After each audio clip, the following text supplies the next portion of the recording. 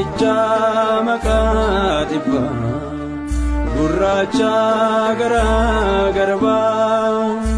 leemmoo garaa taliila Yesuus waaqa jaalala leemmoo garaa taliila Yesuus waaqa jaalala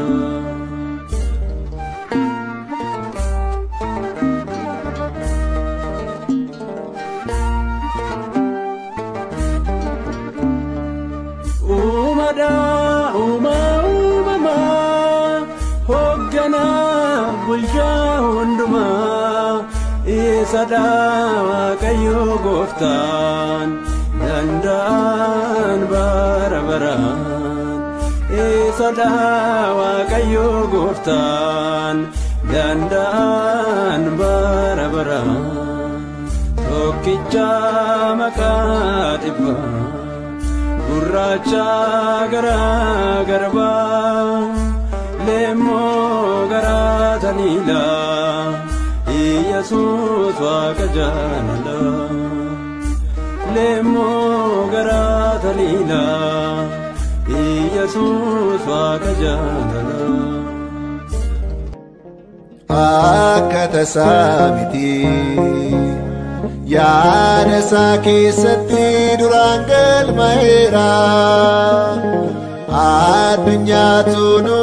ilma isaa Kiristoosiin anaan filateera torri fayyina koo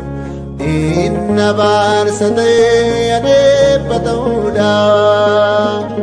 du'a mo'ee ka'ee of keessa nagaa'ee mirga isaa ta'uudha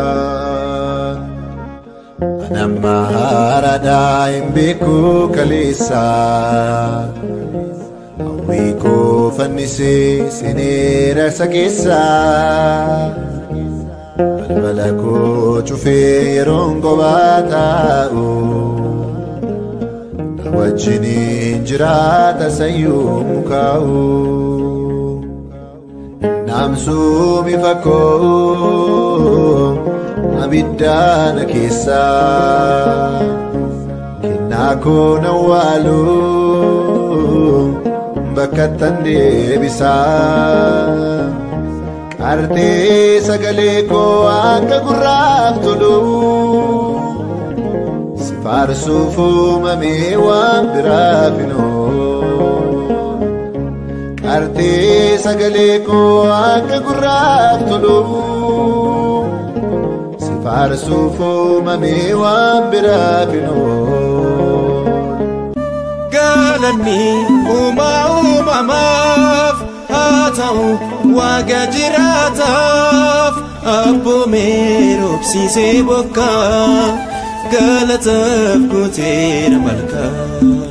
umamnes bae wakesa kulkullu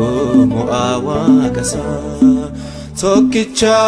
maqaa dhibbaatiif sagade ulfina saati Debanne warre bulleedha waaqayyoon eebbiseera bacanne akka urjiif maalsaa fedha isaan akka jechasaa